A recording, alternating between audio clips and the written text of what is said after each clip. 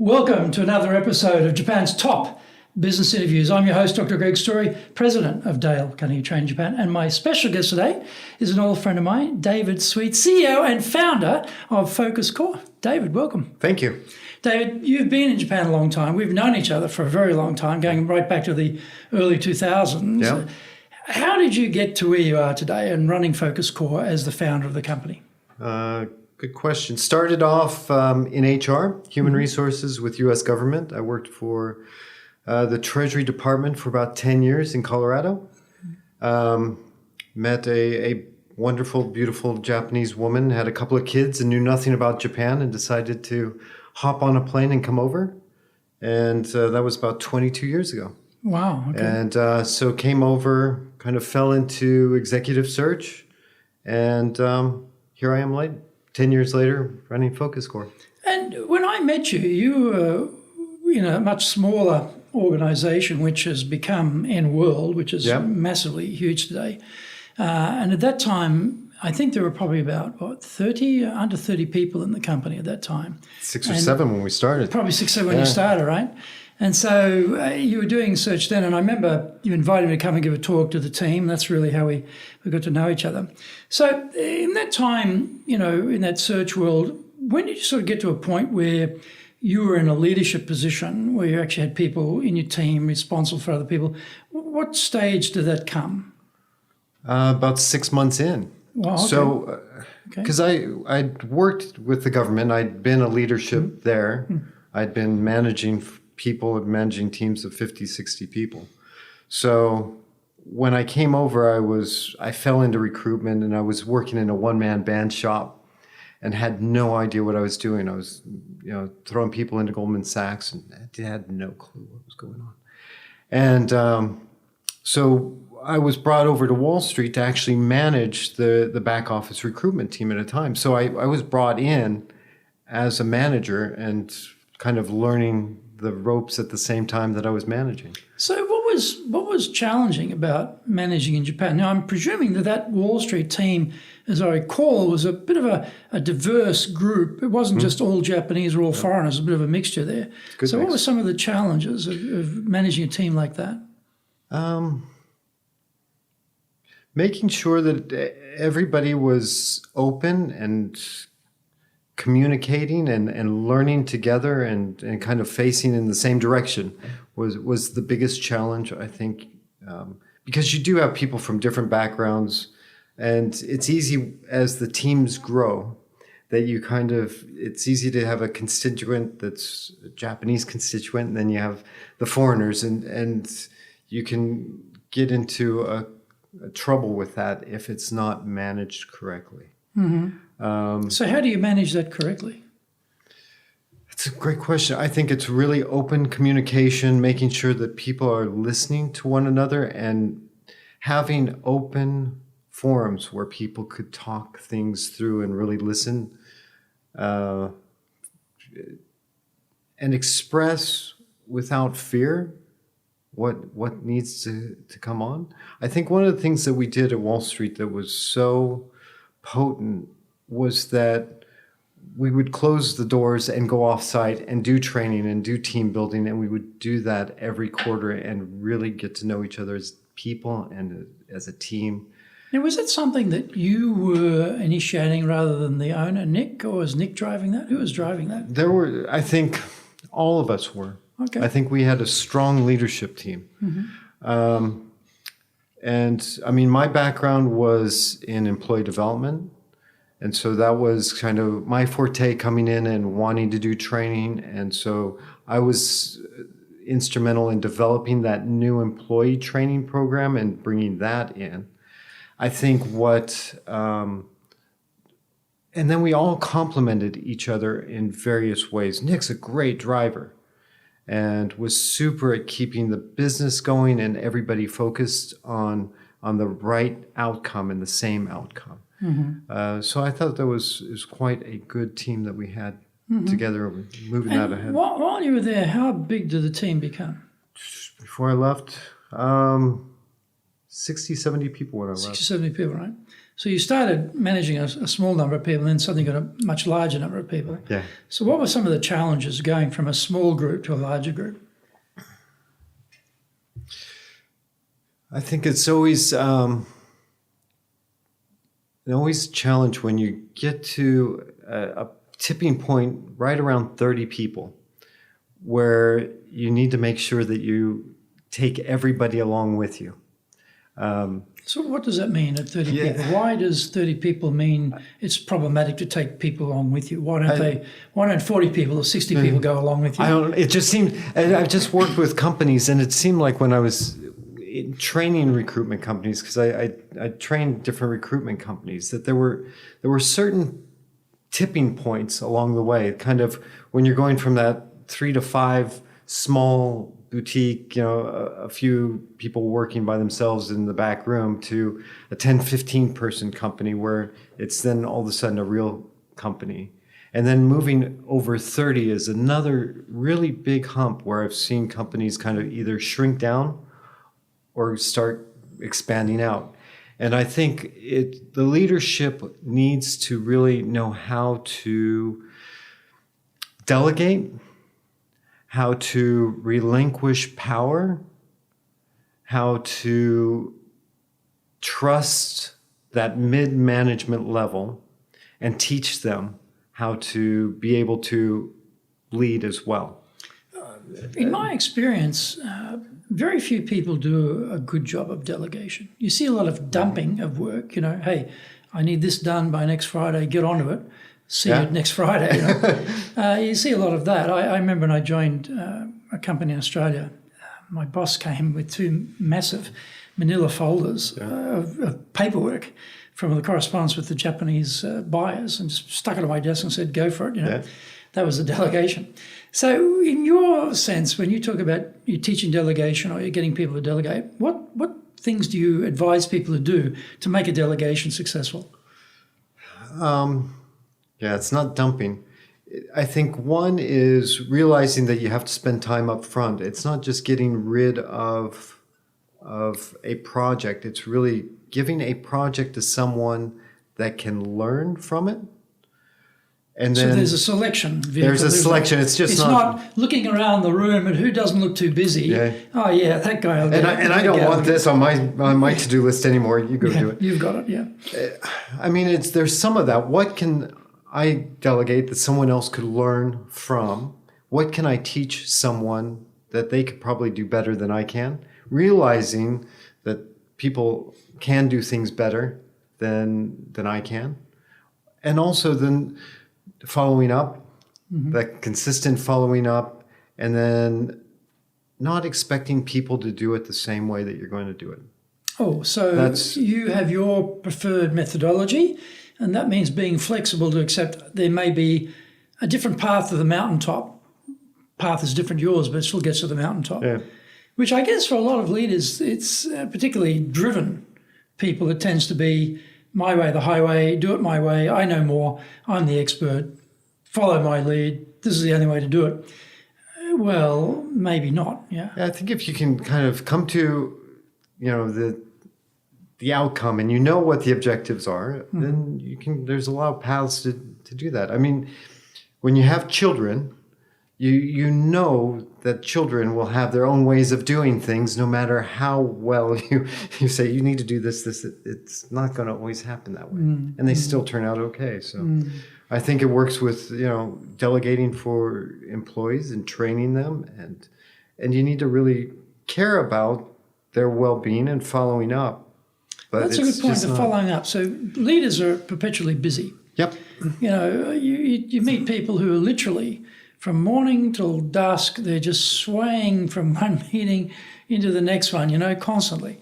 And so you just wonder how they get anything done.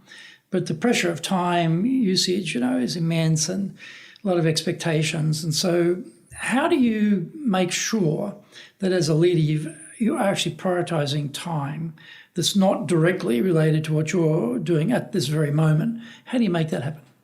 I write it down, and I visit that every Friday evening before I go home, and on Monday morning when I come in. Okay, so you do a weekly wrap up of what did I need to do, what didn't get done, play it forward to the next week, so it does get picked up and it gets looked at. And I have a list. I have a list of all my employees, and hopefully they know that. And I check off when I've made sure that I've had that update with them. And I just think it's so easy to get busy and miss that. But if you don't follow up, it's just then you're just throwing tasks to someone and they letting them sink or swim. What are some of the other challenges you've found leading in Japan so far?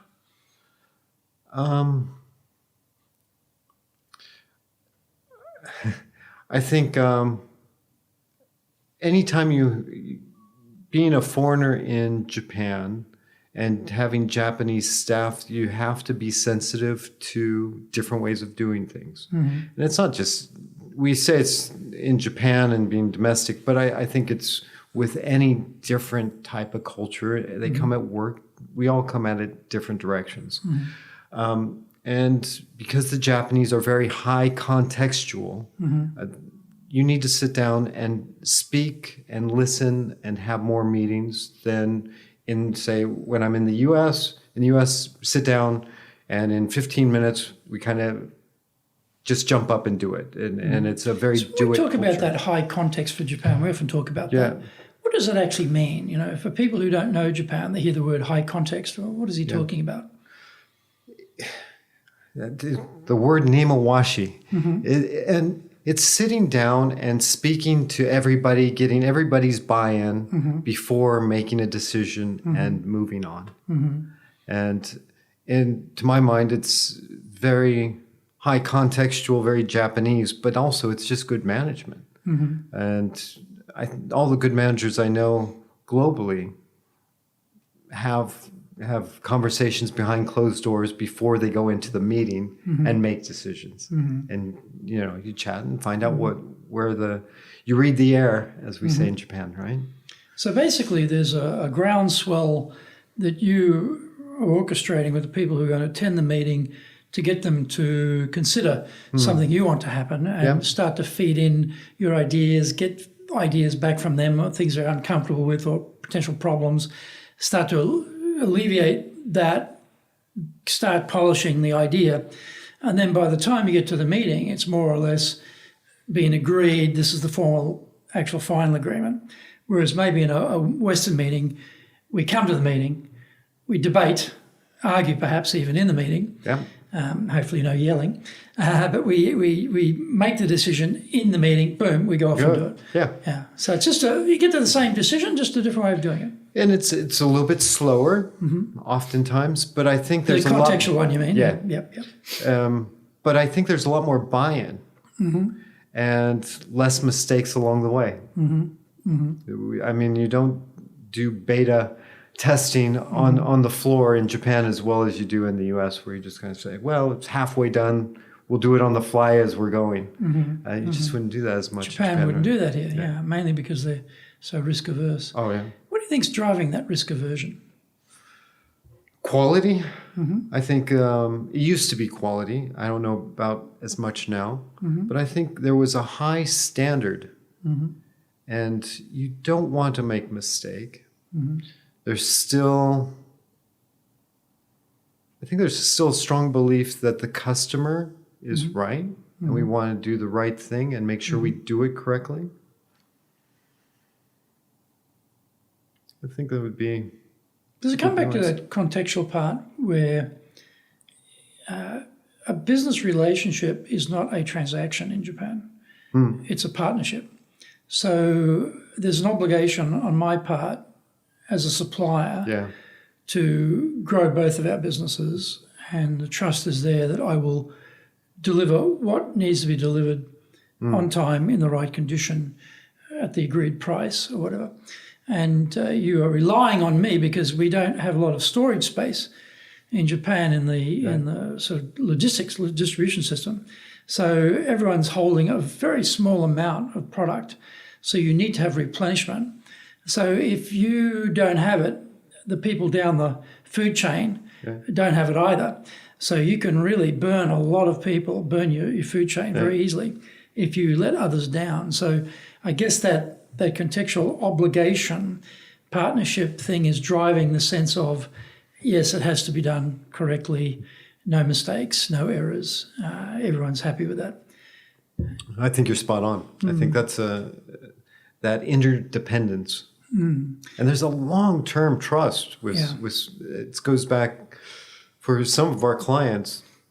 The relationships go back for generations. And so there is that high trust in relationship building. I find the Japanese will keep using you if you can get in, which is not always easy, but if you can get in and you do a good job, they will come back to you because you are now a known entity, a known quantity. They know what you can do. They know you're trustworthy. Yeah. It takes a lot of the tension away. And even if you screw it up, they know you will rectify it and apologise and do all the things you've got to do to make it right. Yeah. And that's a aberration more than a consistent thing. So in a way, that trust is a double-edged sword, isn't it? It's hard to get in, but once you're in, then you've got the repeat businesses there for a long time. Yeah. And what did you find was different? Like when you were managing people in the States, when you were managing people in Japan, what were some things that, particularly when you came from the States, you're happily ensconced in Colorado, it's a beautiful place, outdoors, nature, outdoor life, everything great. And boom, you're in Tokyo. Yeah. And now you're dealing with a completely different market, different business, different industry for you. And so you've been managing people there, now you're coming to manage people in Japan. What were some of the things that struck you as different? Well, probably both of us have come from government, right? Mm-hmm. So government is also a different animal than going to a private sector where you actually have to make money. Mm-hmm. So I think it was coming from government, it was much more relaxed, much more directive. Mm-hmm. And then going into a private sector, smaller company, a lot less bureaucracy, so you can make decisions on the fly, which I loved. And I think that's an easier way to communicate and manage to people.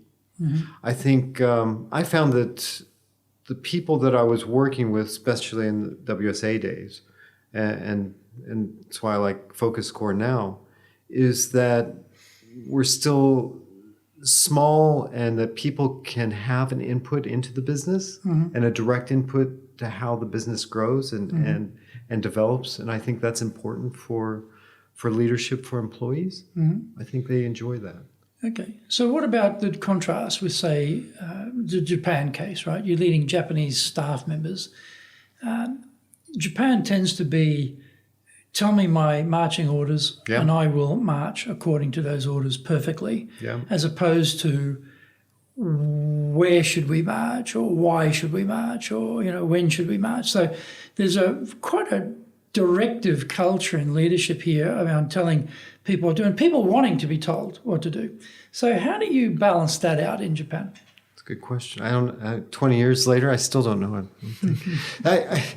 Reminds me of a story. I had a sales guy, and we sat down, and I remember speaking to him and said, you didn't hit your target this month. What are you going to do? And he looked at me and he's like, "Gambarimasu." Try harder. And I was like, okay, try harder. Great. Good, but good start. So how are you going to try harder? Yeah. What are you going to do? And he's like, Gambaru. Yeah. I'm going to really try hard. Even harder. That's good. So do we want to put specifics in place? And what I was trying to do was push the conversation on to him and what actions he was going to take. Mm-hmm. And it didn't matter how long we'd have this conversation. He's not going to do that for a couple of reasons. Mm-hmm. Partly, he doesn't want to lose face. Mm-hmm. If I tell him what to do, he might or might not do it based on what he thinks best. Mm-hmm. But I think there was this whole idea that he didn't want to he had a plan. Mm-hmm. He just didn't want to put it out there. Mm-hmm. And there was just... Is that an accountability thing? Because if you ask Japanese people, in my experience, to write out their job accountability or their job description, right, what they're going to be responsible for, they're looking for a postage stamp, tiny little postage stamp, and write on the back of that to make it absolutely as tiny as possible to limit their exposure to accountability, right? Yeah. So when you've got that drive to limit your accountability, therefore your failure line is very, very small. It's hard to get people to step up and be accountable. So how do you get them to do that? Like you're trying to do with this guy. Because that's a black and white. He's evading it on you. I mean, that goes back to the idea of, Japan being that kind of perpetual grayness. We don't do that yes, no, black, white kind of answer. That as a business leader, the main thing is I'd have to create those boundaries. When you're running a company and you're trying to build an ROI, there has to be a point where it's not profitable. You do have to say this isn't going to work. Being in a smaller company, that's how it works. If it's in a bigger company, you kind of get a window seat back in the corner and out of sight, out of mind. But in a small company, you have to take steps. And that accountability needs to be there. If you want to be successful as a leader, do the Leadership Training for Managers course. All companies need people who can both manage and lead. Leading people screams out for real skills in communication, dealing with all different types of people, being excellent at innovation, planning, delegation, handling mistakes, doing performance reviews really well, and inspiring and motivating the team. Do the Leadership Training for Managers course now in either Japanese or English. As I remember, may not exactly have the chronology right, but I think after Wall Street, you went back to the States? I went back to the States for a bit. Yeah, I was there for 3 years, ran a training company. Now, that was doing sales training. This is sort of interesting, did you bring anything from your Japan experience to your American company? Oh, tons, right? What did you bring? That one's easier. I mean, because the customer service, the idea of listening, the whole communication aspect for the sales training that I put out was all around that kind of communication skills. And things like what? Asking questions, shutting up and listening. Salespeople, both of us have been around enough salespeople to know that it's very difficult sometimes that they will just keep on talking after they've asked the sales question. The other one, I think, is the high customer service that we have from. What would be an example? Say, I've always thought that too, that you have so much high levels of customer service that if you applied that in a Western environment, customers would be bowled over. Did you have those sort of experiences where you provided that sort of extra mile custom approach to companies, and they were like, wow, this is never had this before type of thing? Yeah. I mean, it's, I think at least where I was at in the US, it was very low expectations for the salespeople going out. They would just kind of go in and be very transactional in how they were. That was part of it. There was also, in parts of rural Florida, still the good old boy network, and that was there too. Which part of Florida were you in? Orlando. I've Central been to Florida. Orlando. I've been to Orlando, yes. There's still an old boy network there. Right. And we say Japan is so different from the US. And I still think, there a lot of that relationship that's going on for a long time. And business has been going on based on a handshake in other cultures as well. So we think that Japan's so different. And I'm not so sure that it is always that different. But I think the things that were easy to bring back to the U.S. was the customer service and just the softer communication skills was a big one. And did the numbers jump as a result? Did you see your salespeople making a better result of that? Sure. Yeah. Yeah, I think they're able to go back and do repeat business and then grow the business on top. Because where we were, I mean, part of the companies that I was working with would have different products that they could upsell throughout that. So, yeah. And when you came back 3 years later, back to Japan? Yeah. And what did you do when you came back? I can't remember. I was doing recruitment again for 3 years for a company as director for the company there. And then... who was that? I can't remember which. Specialized Group. Specialized Group. That's right. Yep. Yes, I remember now. Yeah. And was a director there for a bit and then started up FocusCore. So when you started your own company, it's your baby, you started. It's not so easy to recruit people to join startups in Japan, No, it's not. You think it would be. But no, well, the parents look at the name, never heard of it. They're not a Japanese company. I don't think you should join that company, son or daughter, right? So how do you persuade people to join a small company like yours at the beginning? That's a good question. Yeah, and we started, we're on our decade. This next month will be our anniversary. Well, thank you. We'll do, so it was 1 month after 3/11. So 4/11. Great timing. Great timing. Well, and so the expectations were low, and it gives you a chance to put together a lot of the systems, which I think were important. The first recruits were that we hired were people that I knew and trusted. They knew me and trusted that we could grow. But later on, one of the things that we did, it was the same thing that we did at Wall Street, was hiring young people and training. And to this day, it's still an important way for us to grow. I just think the employee development and the time spent developing your employees is money well spent, always. So when you talk about that, are we talking, do you have a regular training period of time? Like, for example, I'll make this up, but say from 8 a.m. to 9 a.m. every morning, all the team are there, be it online or in person, being trained? Or is it, a couple of times a month or a couple of times a year? What's your cadence on that? So when we hire new hires, we have a 6-month training program. So I put them through a 2-week intensive course. The first week, I've shifted it now so they get more time on the floor. But the morning sessions are in a classroom. And then the afternoon session, putting into practice what we've learned. And then that continues every other week with classroom sessions and teach backs and them bringing in reading and bringing that all together. We have book reports. We used, one of our recruits used Greg Story's book on sales in Japan. Japan Sales Mastery. Thank you very much. Appreciate that. So we bring in a whole bunch of sources. They bring in sources. And so we do that for 6 months for new recruits. Now, on top of that, we also, our staff now, every week we do training. So we'll have Teach Back Tuesday.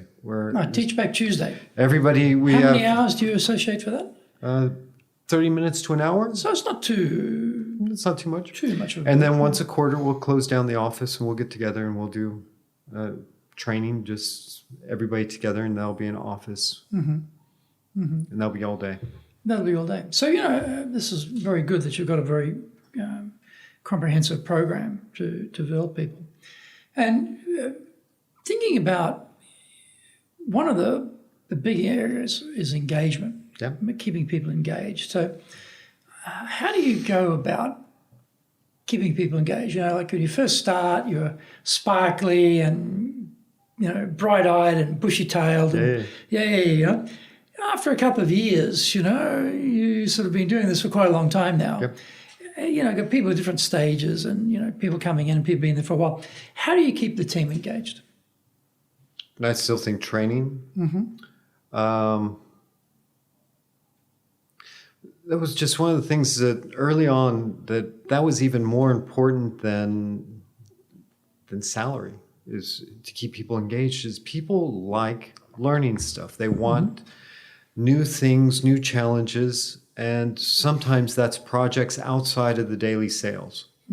So the second portion of that training is having people run projects, whether whether it's an offsite and they're responsible for it, if we're putting together a webinar, that they're responsible for that webinar, or that they're responsible for a new website, or we're changing database and that's their project. But I think giving people responsibility outside of just the grind of sales also keeps people So they engaged. don't take that as a cost to them of not being on the phones, or not being in front of candidates or clients, getting paid for their time, because, they're probably on commissions here, yeah. so it's a very much what you produce is how much you earn. Yeah. So, if I've got to run a webinar, if I've got to go and do this or that, I don't get paid for that. There's no.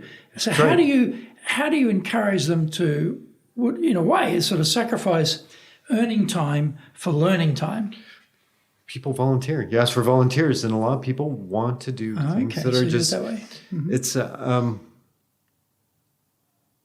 So you 9 say times it's out on. of 10 when I look at the employees that we have do that, actually their sales usually go up the more busy they are doing other things. Their time management gets way better. Right. They allocate time, and when they're doing sales stuff, they're focused on it and they're engaged and they're really working towards that. But then they have something that's kind of a pet that's fun to do. I mean, Google was doing that with Friday afternoons. You can kind of work on your own projects, and I think that's Skunk works type of thing. Yeah. and I think that's worked for us as well. I think that's an important thing. Okay. And how about innovation? I always believe that if people are not engaged, they don't care if it's done better or not. You've got to have the engagement first, right? Yeah. And so presuming people are engaged, how do you encourage them to innovate? Again, I think a lot of that comes with offsites and talking to people and asking people what with doing things remotely. It's a lot harder, I'm finding, because there's so much the daily interaction within an office setting where someone complains about something.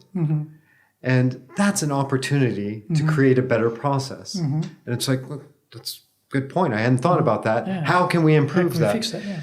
And now with people working remotely, someone might think it, and it's not as easy to just jump online and say, Dave, there's something I would like to fix.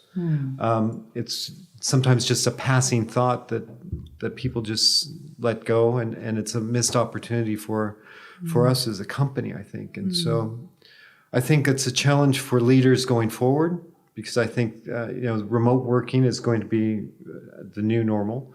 Well, interesting you should say that. I was having a conversation with a client this morning. They're a very big company, and we've been doing face-to-face training for them. And they said to me this morning, well, we want to know if this particular course you're going to offer can be done online, because we believe that a lot of our training will move online in the future, and that working from home will become more established as a normal way of doing things. I thought, wow, okay, this is a big company, right? Gee, that's interesting. So that does get a bit interesting, doesn't it? Yeah, and I think I know our managers have grown because now they've learned quickly how to manage through outcomes instead of micromanaging. Back in the day, you would someone would say, well, what are you doing? Well, you can't do that when no one's around looking over your shoulder. You say, okay, you need to get to point B. Did you do that or not? But I do think that there needs to be a forum created by management and by the employees where creative ideas can flow, and those processes that we were talking about can be improved, and just kind of casual brainstorming. We do with FocusCore, we do a pub night on Friday. Okay. And people can show up or not show up, and it's an important thing for us. Now, a pub night on Friday, do they pay themselves, or the company pays for them, or how does that work? We just have a Zoom call, and people pop in and say hello, and sometimes people are either they're working on Friday or they want to go and do what they need to do, but it's an open forum where people can come in and just chat. And it's not, we don't chat much about work. We try to chat what's going on the weekend, what's going on in people's lives. But at that point as well, there is some things where it's like, okay, I'm working on this deal. Can I get some help? And but it's a casual environment. It's not, and that's where those ideas can come open. And so I think it's creation of those pockets within a week that are casual, that aren't one-on-ones, that aren't appraisals, that are just where people's ideas can exchange freely. That's an important time that leaders now have to figure out how to create those pockets. I had a boss who used to stand at the whiteboard with the whiteboard marker and demand ideas, And as people would put the ideas up, he'd skewer them, Oh, that's a stupid idea. We tried, that didn't work. Could you give me another one, So after a few minutes of that, there's only the sort of bolshy 2 or 3 people who are prepared to keep going with the idea creation, but the vast majority of people just slide into silence and don't participate, don't contribute. And I'm sure they've got tons and tons of ideas. And so the way of brainstorming, if we think not just the pub night, but formal brainstorming, do you have any things you do here which in a more formalized brainstorming situation you found work very well for getting ideas out? Our last offsite that we did last quarter, I thought was very good. We were talking about... When you say offsite, what does that mean? Well, we're here. Somewhere, or? We'd like to, but these days we didn't. We just came into the office. It was just everybody getting together. Would you go away for an onsen or something? Yeah. Or go to another location, make it a trip? Yeah, sure. Okay, right. This was a chance for just candidate care. And we want to build for our clients and tribes for our candidates, our customers. How can we build a tribe and salespeople, like we were talking previously, need to be more on the marketing side, and they need to be creating their tribe. And how can they do that? So I don't always know the answer. And so put that out there, and together we put 13 heads together, and you come up with some good ideas.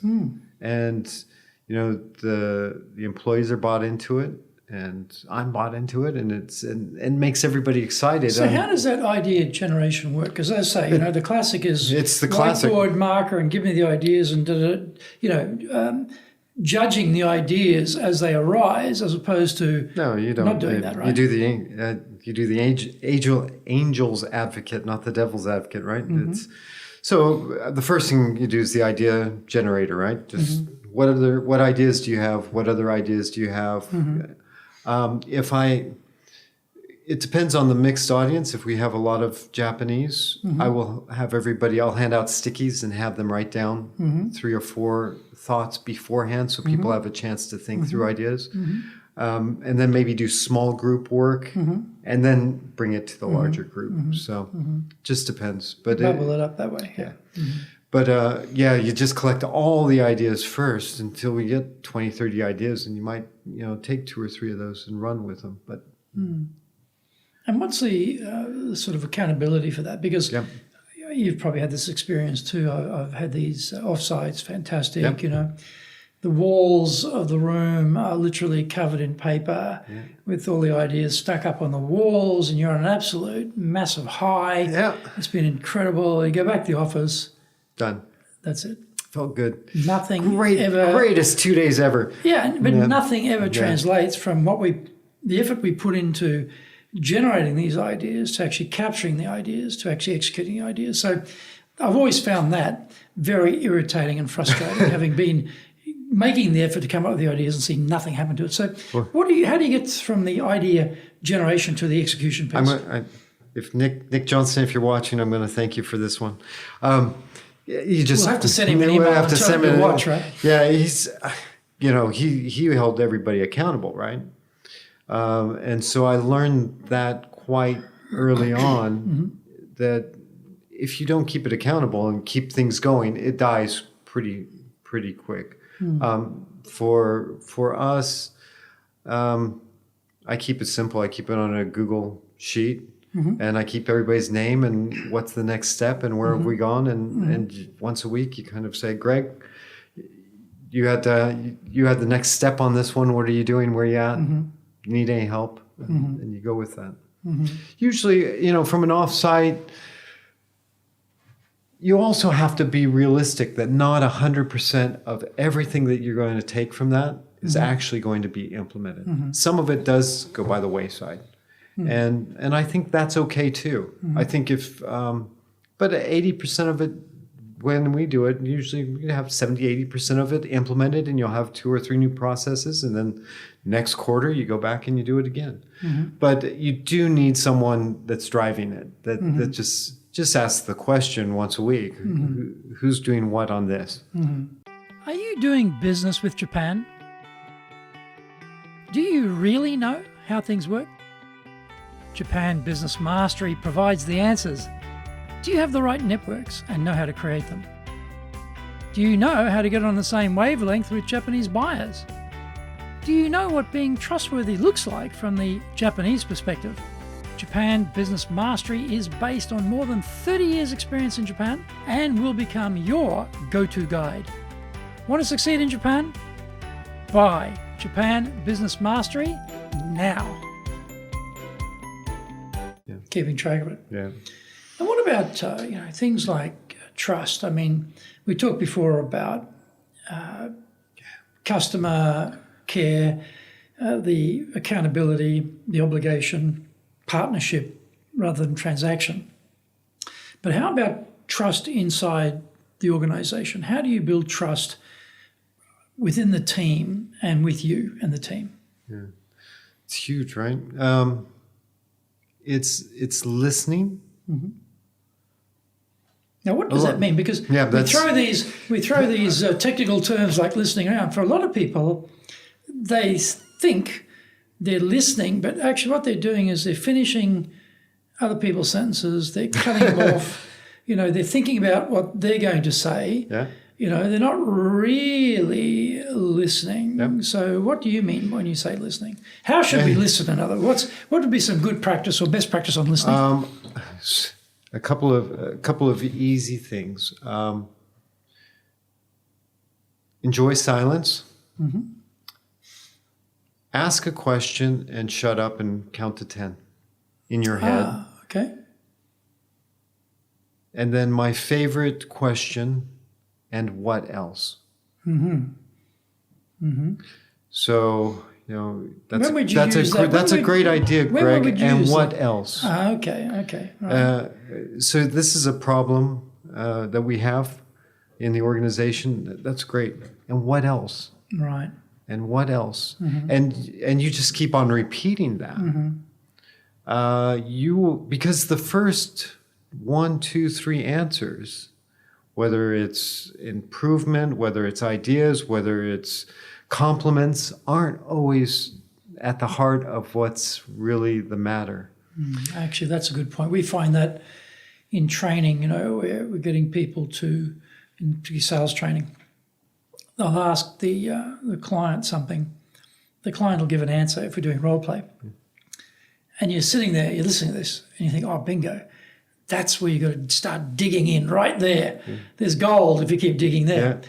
And they just glide straight on to the next question, They don't interrogate a little bit more about and what else, That's a very good practice. Yeah, I like that. The other, and you really do have to listen with and not have closure, not have the answer. You don't need, when listening to people, you don't need the answer. Most of the time, your employees have an answer anyway, and it's probably 90% of the time it's better than my answer anyway. Right. But I think, but they do appreciate guidance, and they do appreciate having a soundboard. So where's the line here between micromanagement? Basically, you take now all the accountability, and they're just the soldier completing the task, and having a sort of monitoring of performance or monitoring of milestones or production of something or other. where do you find that sort of not too much, but not too little? Yeah. Sort of like the Goldilocks and the Three Bears with the porridge, where's the right temperature? That's an easy question. Everybody's different. Mm-hmm. Okay. I mean, I think micromanagement is a good thing. Mm-hmm. It is a tool in the toolbox. Mm-hmm. And coaching is a good thing as well. Mm-hmm. And that's a tool in the toolbox. And there's an appropriate response to all those. If I got an employee that's been doing this for 10 years and they're spot on with what they're doing and they're having a blip or they need help, micromanagement is not the correct response for them. Mm-hmm. But if I have a newbie who's been doing this for, 2-3 months, coaching is probably not the best thing for them at that time. It's probably going through and looking at the numbers and digging down deeper and really giving the guidance and probably not waiting very long to do that. That's probably on a daily basis and really helping them. Mm-hmm. And a lot of positive reinforcement. That's the 1-minute management kind of. We don't do a lot of positive reinforcement. I mean, so how would you do it? Well, say I'm your staff member, and you want to give me some positive reinforcement. How would you communicate that to me? Again, different ways. Whether it's one-on-ones, whether it's on a daily basis, whether it's a quick chat. Different people need different things. I have a couple of employees that really, really want that in front of other people. They want that praise. Okay. And so you don't always give it in front of players, but then some people don't like that. Are they Japanese? I've had a couple of Japanese that do like that in front of people, but most of the time they don't. They don't. Yeah. And I've found that I'll recognize, Suzuki Kun here, who's done a great job, and Suzuki, you did a great job, and they like, no. You can see the discomfort. Yeah. And why do they feel like that? What's driving that? Well, it's still that we have the community-based idea that we're not the highest branch catches the most wind and the highest nail gets pounded down. I just low profile is the safest. Is that the idea? Yeah. But it's also how watching the kids going to school here. I mean, you go to school and you're wearing uniforms and you're taught to stand in single file and you're taught to do things in a systematic way in a group of people and to survive in a community of people and to be pushed out in the middle of a crowd is not comfortable. And for better or worse, that's where we're at in Japan. And I just think you can't do that. And so when you talk about how do you coach people or how do you praise people or how do you choose a management style, each person's different and they're at different stages. And in our company, I'll praise individuals and we'll have leaderboards with individuals. And pretty soon that'll be too much. And someone will say, we're always just looking at individual performance. What about the team? Or what about and so you start to listen to these comments that might be, whispered. And so you change things up a little bit every so often. So then the leaderboard changes that it's about the office and it's about the team. And so you change. It's not just one answer all the time consistently. It doesn't need to be, we're going to have the top 10 employees always listed all the time. Sometimes after a while that's demotivating for people and it doesn't drive the performance that you need. So you change it. What about, for a lot of leaders, they can be sort of classic alpha, type A, driven people. That would include me. I have no problem with that. That would include me, by the way, who don't need positive reinforcement, don't need recognition. They are self-starters, self-motivated, self-contained, self-reliant. And those leaders, like me, often forget that not everybody's like you and forget that there are staff who need that. And they are blind to it. So you're giving praise recognizing that there's a diverse range of needs on the part of the team. So what would be some words of wisdom to those people like me, who are those sort of driven types who don't need much and then forget that others need it? So what's some words of the wise there? Hire someone around you that understands it. I'm like you. I like driving things ahead, and you don't need praise. Just go do it. That's what you're paid to do it. Stop complaining. I know that that's my weakness as a leader, and so we've had teams of leaders, and I learned that that's the first thing I did when I started up FocusCore was started to look for who can complement me, because I know that I'm not good at that. I need someone that's a good cheerleader, or someone that's good at making people feel warm and fuzzy, and takes care of that part and reminds me that that's the message that I need to give at that point. And so I think it's just surrounding yourself with people that you trust and letting people know that that's the way that you are, and that's what you need to grow from. I mean, we've done, and I did that with you with Dale Carnegie for a client with DISC. And it's, surrounding yourself and knowing more about the people around you, and not just hiring the same people. It's just so important. But then also listening and realizing that this person has a different viewpoint, and that's why you hired them in the first place. But sometimes under pressure situations, and you want to just drive ahead, you have to just take a step, take a breath, and remember.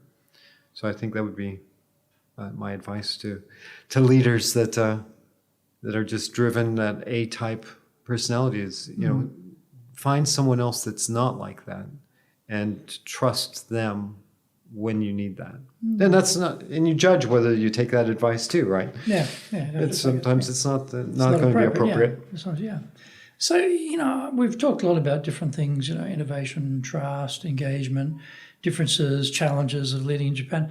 Are there any things about leadership in Japan which I haven't asked you? What Japanese styles work for Japanese leaders? Yeah. I mean, I think we believe that there is such a difference. And I think we've probably been here so long that we've kind of just meshed the difference and forget about it, especially when, both of us have done martial arts. Yeah. And so we're so inundated with the Japanese way of thinking that we sometimes forget that it's not that different. And I think that's one of the key things that I tell leaders when they come to Japan is that 85% of what you would do anywhere else in the world works. But Brazil's different than Tokyo, which is different than Seoul, which is, different than Denver, right? But 85% of it's the same. And so look for that, and then learn the 15% pretty gosh darn quick.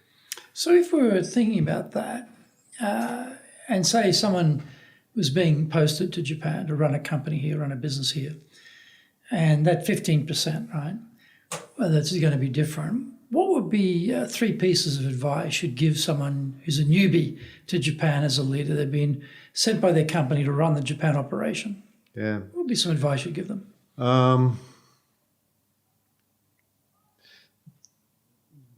I've worked with so many companies over the last 20 years, and the hardest position is the person that needs to report back to HQ, whether that's in Singapore, Hong Kong, New York, to explain the differences. And I think understanding that communication style, that HQ is usually giving you a driven answer saying, make it happen now, and not making an excuse that, Japan's different. That just doesn't get rid of that excuse. Works once maybe, yeah. And don't use that excuse. The second bit of advice is, in most companies, there tends to be a center of power. There's usually one person, maybe two, that is that center of power. And if you're an expat, that the CEO changes and they know that. And that center of power is usually someone that's been with the company for a long time. It could be, most time it's the CFO, but it could be the head of HR. It could be, find out who that is in your organization and befriend them. And because they're going to be the ones that tell you what's going on and tell you what's going on behind closed doors, what the people on the floor aren't telling you and can't tell you or are fearful to tell you. I think that would be, it's only two pieces of advice, but I think if finding that center of power is the most important thing that a lot of people can... How do you find that center Oh, you of can power? sit down and watch. Yep. There's usually, you in about 10 minutes in any organization, you'll find out who that person is. And they're not usually outgoing. They might have someone that comes up and talks to you, and then they report back to that person. But there's usually, you listen, and pretty soon you can find out who knows what's going on and who's driving things. But it's usually someone that's been around for a long time. And they're consistent, and that's why it's usually, someone, the CFO or the HR person that knows all the confidential things that are going on, and you need to bring them on as an ally for you if you're going to succeed in Japan. Otherwise, you're just going to have an uphill battle. And what else? And what else? I'm using your own. Yeah, using your own technique. I know it. That's asking those people. And what else? I think taking the time to take them off premise and you go out drinking with them. In Japan, you go out drinking, but you break bread together. I think it's just so much of our culture, right? Is just getting out of the office and spending time with people, and drinking with people is a big part of our culture, and realizing that, and people can let off steam, and it's almost a chance for people, and they might not be drinking much, but it's an opportunity where it's almost like you have a sip of beer, and then all of a sudden what happens in the bar can stay in the bar, and people can be honest with you. And I think that's important as well. Have you had that experience where you've gone drinking? I've seen companies where when I first came to Japan, I had one guy, he was blathered, but he gave the shacho an earful. Wow. And everybody had to pull him back. Right. But come Monday morning, everything's forgiven. Yep. It's fine. Yeah. Because that was the appropriate time and place to do it. Contextually, it was okay. It was okay. And they know that the guy's going to be the one to do it, and he's probably, it's... But I think you do go out, and professionally you can do that. Okay. So, in the recruiting business, you're helping companies to place people in all different sorts of positions. Have you seen any particular traits which, for people going into leadership positions, you've noticed are very common among successful leaders or people who are going to be successful as leaders? Anything sort of stand out to you? You think when you meet them, you recognize that person is going to be great? Probably gone to a Dale Carnegie class. You didn't pay me to say that, but I think it's all those things that you teach with Dale Carnegie, right? They have a gravitas about them, strong communication skills. If they're Japanese, they have strong communication skills, whether it's in English and Japanese. But there's a confidence behind it that drives it. Doesn't necessarily. I noticed I didn't say good English. It's good communication skills.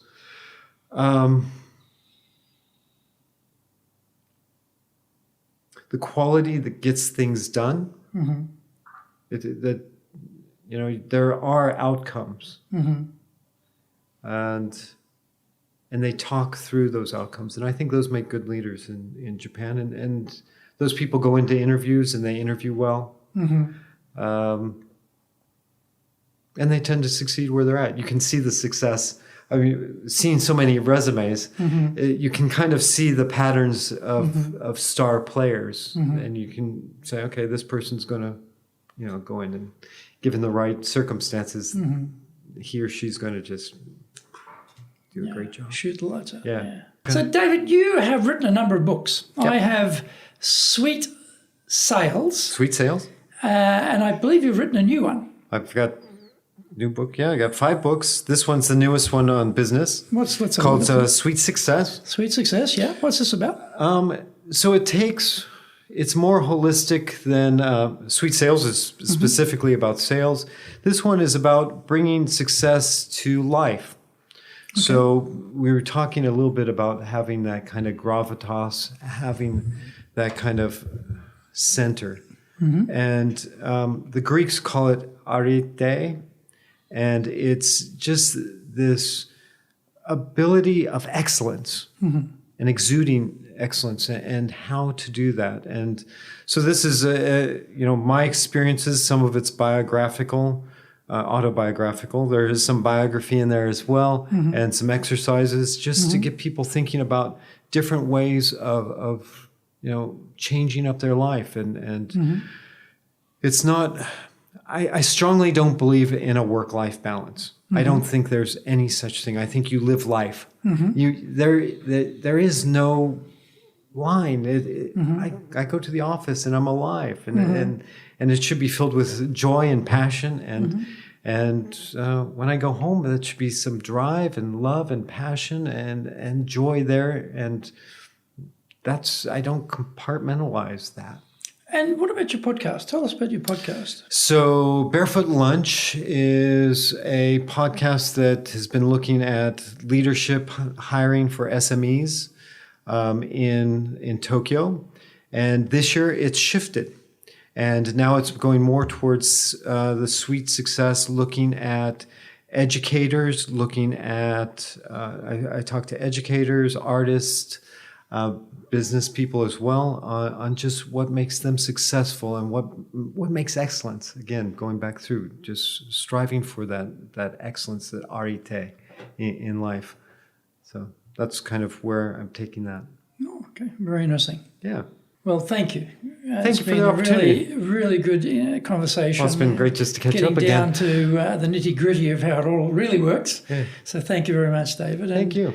Please join us again for our next episode of Japan's top business interviews.